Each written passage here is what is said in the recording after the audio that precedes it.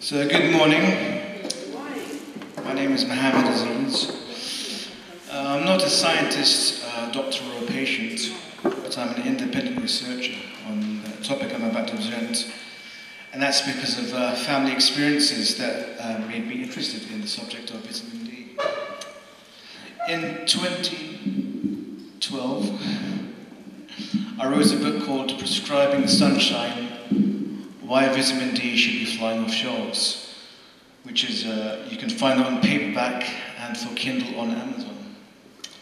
It's a self-published book because it's not a very saleable subject, and some ideas are very radical compared to mainstream books. And experts are usually rightly the key authors on vitamin D, but I have valid personal experiences which I'm about to share. I'm also the blogger for the Immunity Resource Foundation, and that's how I affiliate with Joan Shenton. So the title of my presentation is Fear of the Light: How Vitamin D Science Supports HIV/AIDS Skepticism. There's an asterisk beside supports because this is not supported by vitamin D scientists, although my other ideas on vitamin D are quite mainstream. Ego says that this hypothesis is largely mine because I can't find anyone else to attribute it to. So I can take any blame as well as any praise. But it has interested some dissidents already. For example, Henry Bauer positively reviewed my book in the Journal for something. I have no conflict of interest to declare, so this is, I receive no money from promoting this. I'm just passionate about the topic. I've not filled this presentation with references as PubMed, Google, and my book can fill out claims.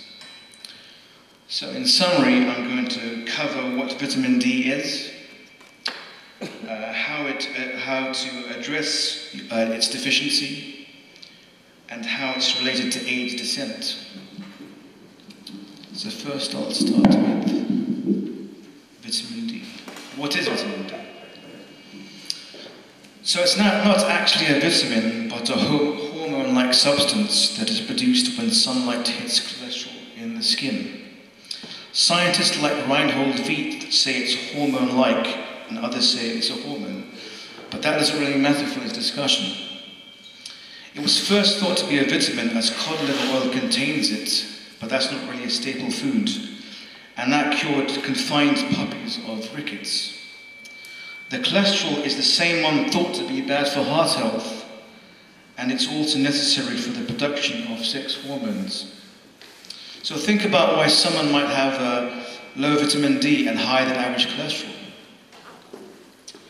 So it's stereotypically understood to be essential to bone health, having been identified as the cure for rickets. So most people know from advertising that dairy with a little bit of vitamin D with calcium is good for bones. That's the classic story. The form natural to humans is called D3, a previously patented, costlier and inferior version derived from plants is called D2. Us and other day-living animals make D3, which is called cholecalciferol, as in cholesterol. Plants and fungus make D2, which is called ergocalciferol. D2 was demoted as it became off-patent. It costs more, has a higher likelihood of toxicity, but is still effective. D3 is cheaper or free. It's relatively easy to find. The recent EU regulations have undone dosage gains. For example, 10 years ago, you could only get 400 to 1,000 international units. But thanks to lobbying, you could get 5 to 10,000 units, which was a good dose. But now, because of the regulation, the maximum you can get is 4,000 IU. So this is not cost effective for some people. For example, I need 8,000 units, so I need to take twice as many of the maximum dose of a product.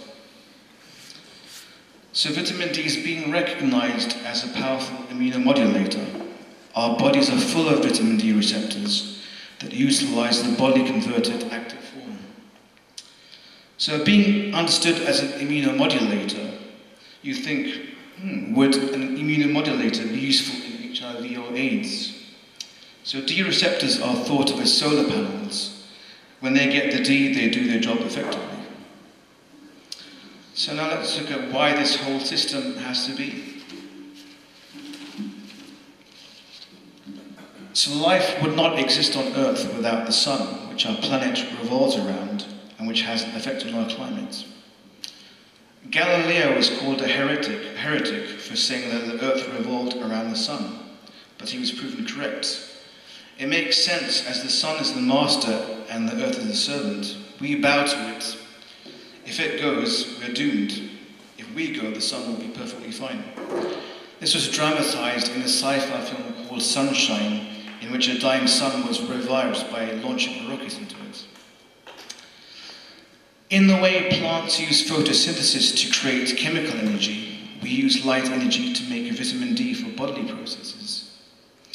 So our conversion is analogous to photosynthesis. So plants require water, nutrients from soil, and sunlight to thrive, which is similar to us. So plants and animals share these three needs. Water, which plants get from rain, food, which plants get from soil nutrients, and sunshine, which we get from the same source. We can get by mostly with just water and food, which are the higher priority, but not optimally.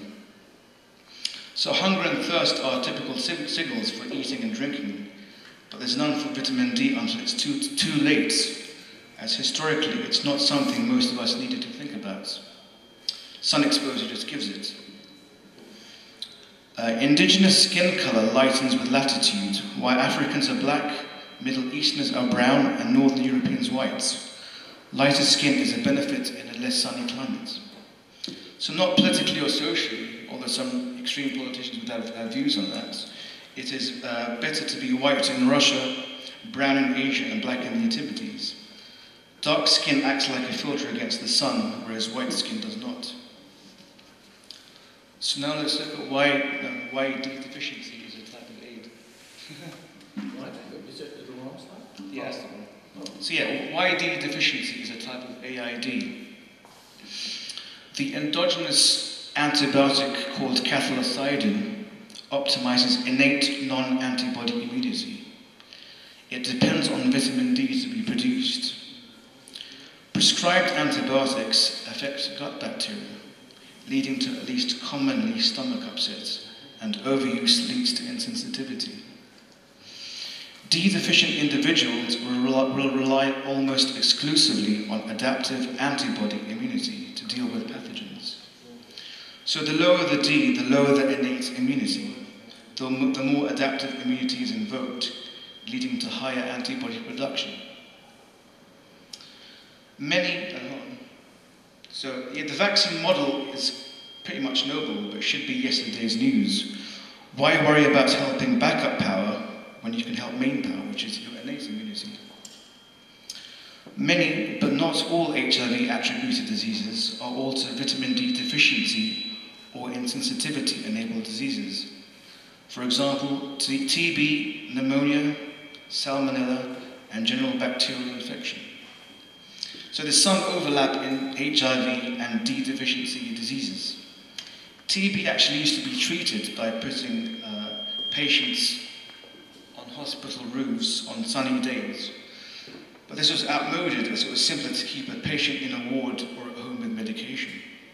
Sunlight also needs to be controlled in TB, as it could cause bleeding to death. It wasn't known then what part of the sun helped, but it was found to be vitamin D. Pneumonia is linked to low vitamin D, and the more severe the deficiency, the more symptoms you have. Salmonella surprises some to be an AIDS-defining condition, but then there's no use for a list, as anything could be attributed if you wish.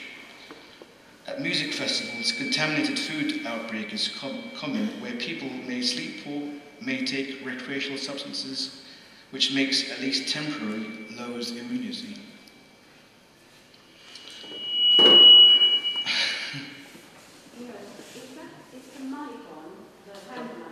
The hand mic is off, yes. No, it's me. So again, sub-official HIV-related conditions, for example, osteoporosis, which are sometimes attributed to HIV and sometimes ARVs, are classic vitamin D deficiency illnesses. So HIV is said to contribute to bone loss, and it's not illogical that a pathogen would lower vitamin D levels in a fight against the body. But some ARVs, like, I think it's called, I pronounce it, efavirenz, are known to lower vitamin D.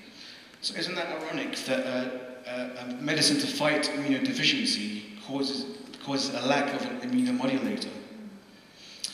Skeletal abnormalities will be found in everyone with insufficient vitamin D. The severity depends on the level.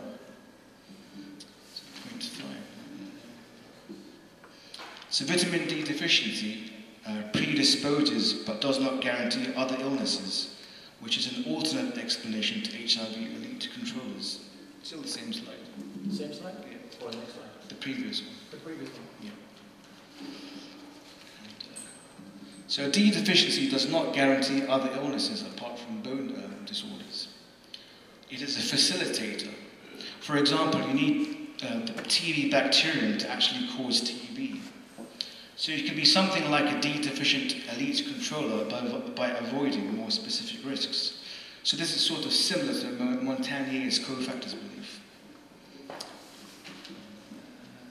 So as an immunomodulator, if vitamin D is lacking, the obvious consequence is a compromised immune system open to illnesses, pinpointed to HIV and others. So I believe that there are actually various causes of immunodeficiency, and I had believed that HIV was one. But when you find competing causes, you realize that HIV is superfluous, indeed nonsense. Like drug use or malnutrition, if you find D deficiency, how can you be sure that HIV is the focus? Next slide. So now let's look at the orthodox versus distant claims of vitamin D benefits. Fortunately, the orthodoxy is not opposed to vitamin D, but they just believe it helps in the fight against HIV.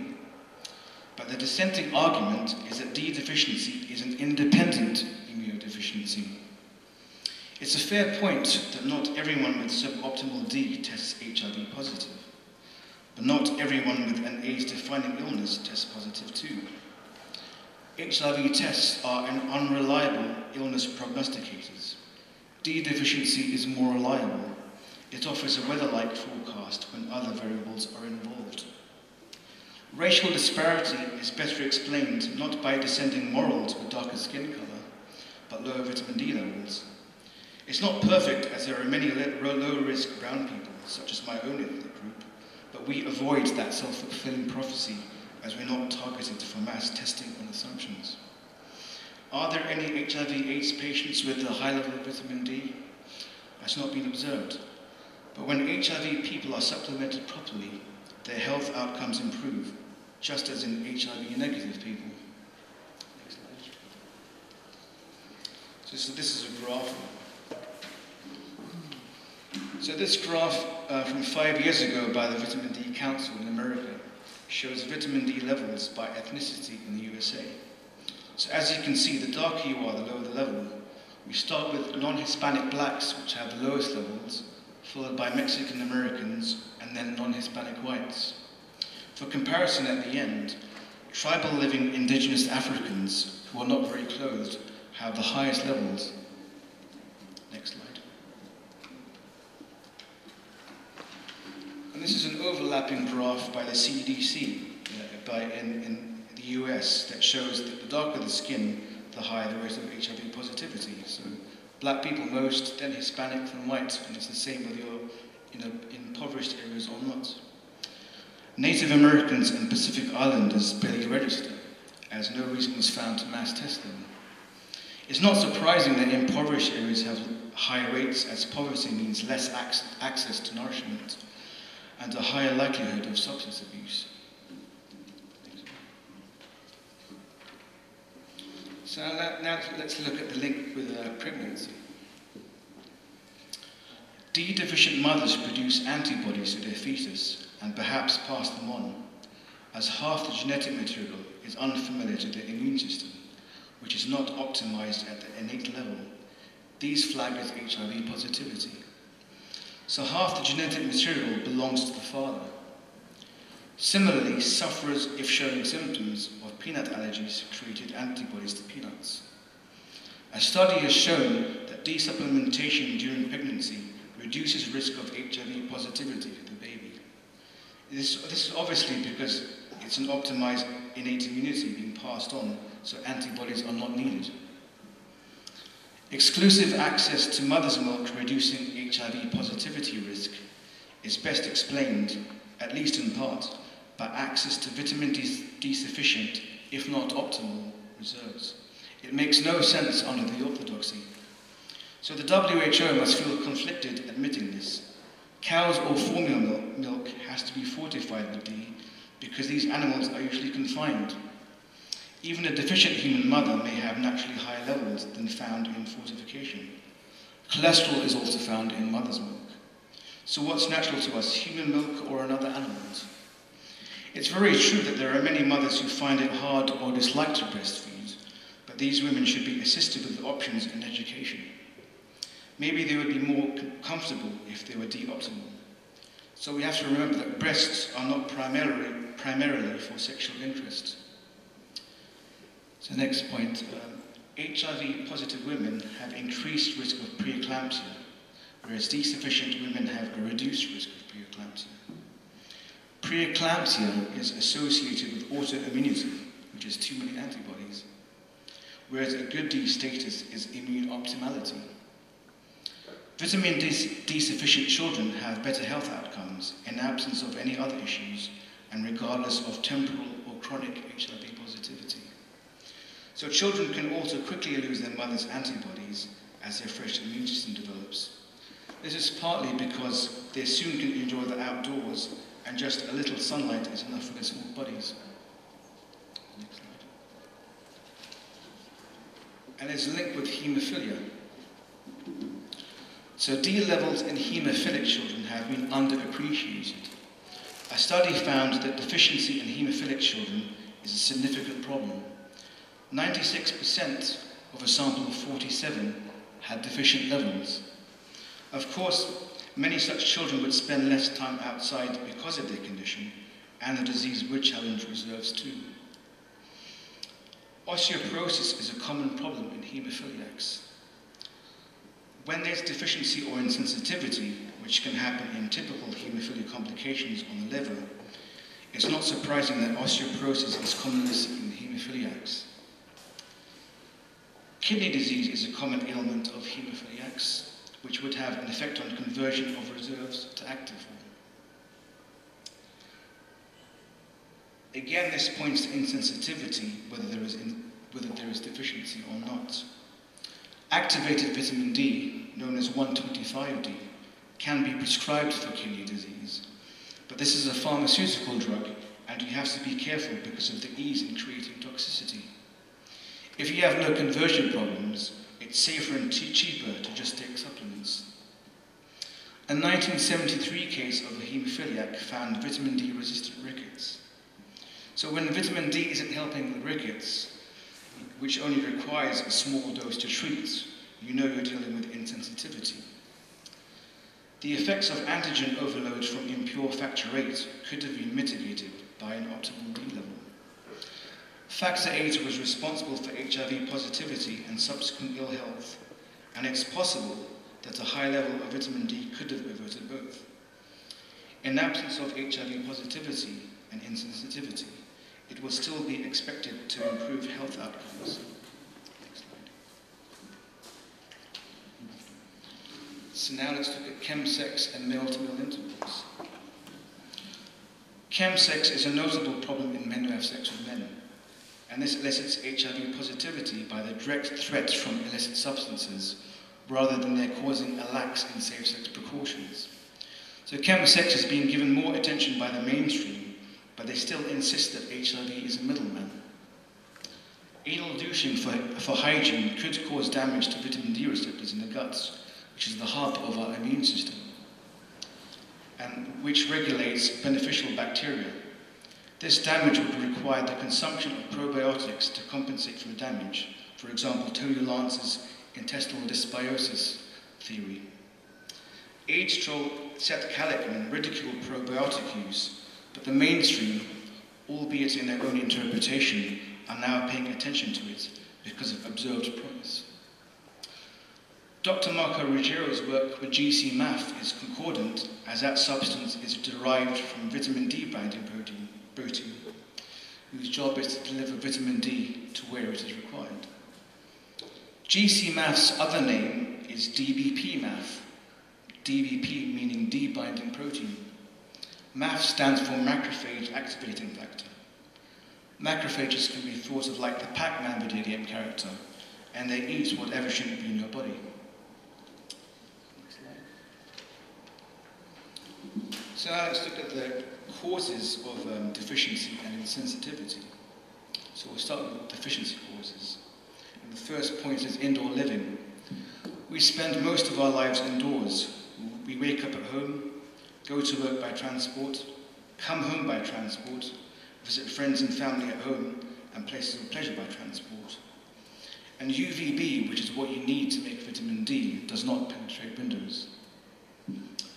Clothing, only isolated tribal communities live as nature intended, and some, particularly female dress, for example, the burqa of conservative Muslim and Orthodox Jewish women, or the nun's habit, are a greater risk factor. Large area tattoos and burn scars can be problematic as well.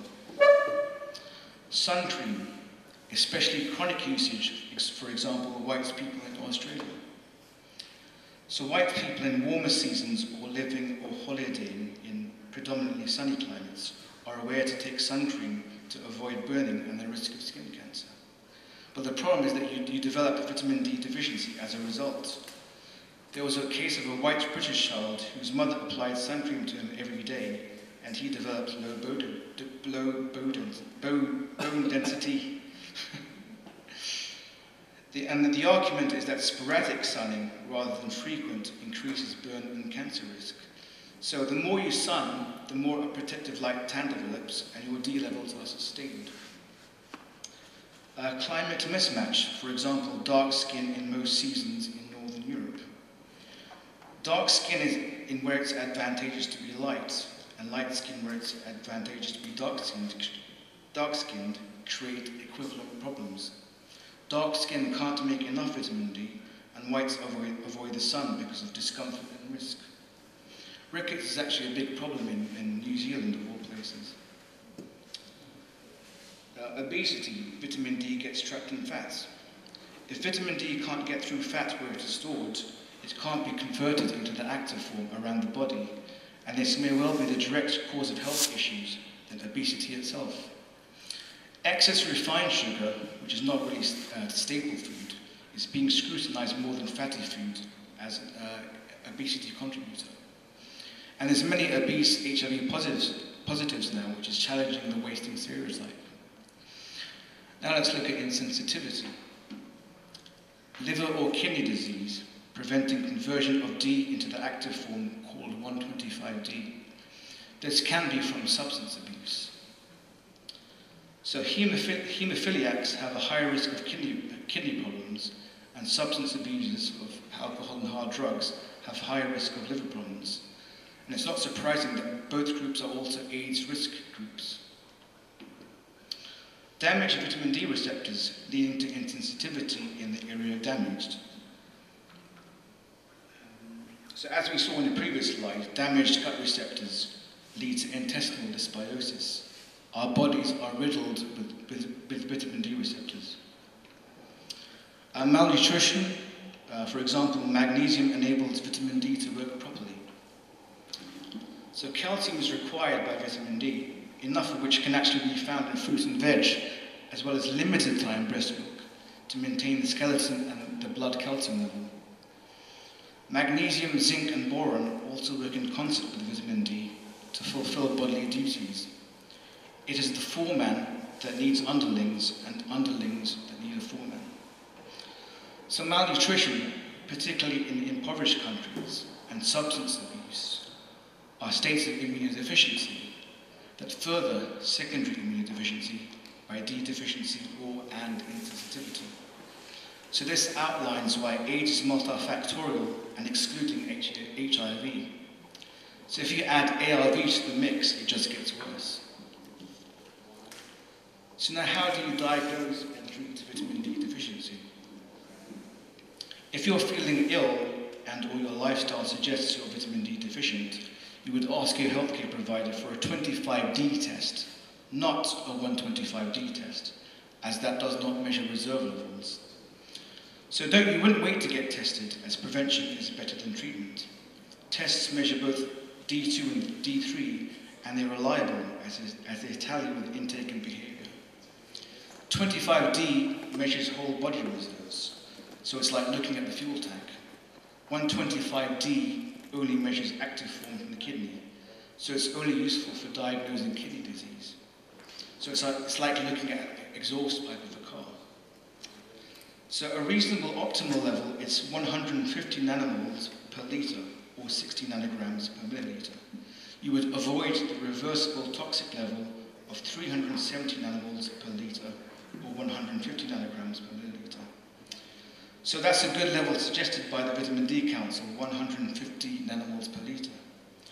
Some countries like America measure in nanograms per milliliter, so you would have to divide by 2.5 to get that figure, 60 nanograms per milliliter, and you would multiply in the opposite direction. So now let's look at how you would treat deficiency. D3 capsules or soft gels are better as they're easy to find and they're more natural and cheap. So D2 works, but D3 is better and cheaper. A good starting dose is 5,000 IU, and that's 12 times more than the classic RDA. Dose IU means international units, and that's for the 400 IU for mere bone health is only a quarter of the average maximum of 20,000 IU you could make per day from sunbathing. So you have to ask the question, is nature correct or the FDA? Whether you suntan or take a supplement, the end product is vitamin D, there's no difference.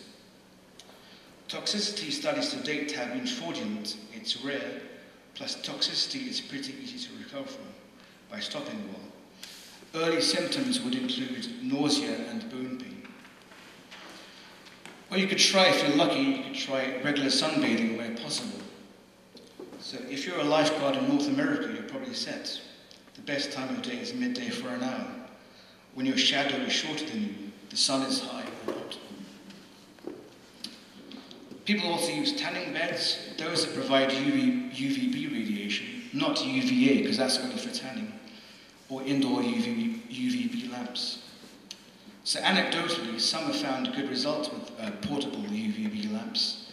And UVB tanning beds could also be pitched to black and brown people for health reasons. UVA only is just for tanning, and that alone is problematic. But I think UVA tanning beds are out of fashion. When sunning or lighting yourself, toxicity is no worry, as you can only make so much vitamin D as there is cholesterol in the skin. So there's a few contraindications that I'll end with. So if you're taking supplements, you should test at least once a year. Some people recommend at least several times a year. Because you can't always rely on your climate, and manufacturing errors can occur in supplements. You don't want to replete without ever testing. So be optimal, not low or too high. Some people also measure their blood calcium, but that's not really necessary. Sufferers of a disease called sarcoidosis should avoid vitamin D, as it is utilized against the body.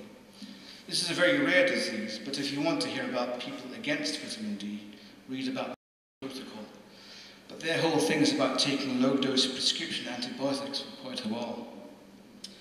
Pale skin not used to sunning has a higher risk of burning, so seek shade after 20 to 30 minutes of initial exposures. Trees and parasols are better than sun cream and save money in the long term. But you can use sunscreen after if you want to. If you've got light-sensitive skin, like in a disease called xeroderma pigmentosum, your best bet will only be supplements. Peak vitamin D production occurs around midday, when the sun is highest in the sky, and other times would be inadequate. So it's common sense, but don't try and sun on a grey and snowy evening. Good spring and summer stores should see through autumn and winter, whether or not you choose to supplement then too. So to end with, I'd like to thank Dr. Fiala, who doesn't know me that well, for assistance, Joan for pestering me to come, and Martin Barnes for the hospitality. And if you would... And you, yeah, for your Pink Floyd music. And George, yeah. Yes. Can't forget George. And if you would like a copy of this PowerPoint presentation, I actually have a full version because this has actually been edited. You can download it from this link, which is v.gd/HIVsun. And as a thank you for your time, you can get a free EPUB copy of my book for a limited time from the other address there. There's some flyers on the table and on that table there which have a link to the free copy. So you can search the web or your app store to find an EPUB reader. And that's it. Thank you. Any questions?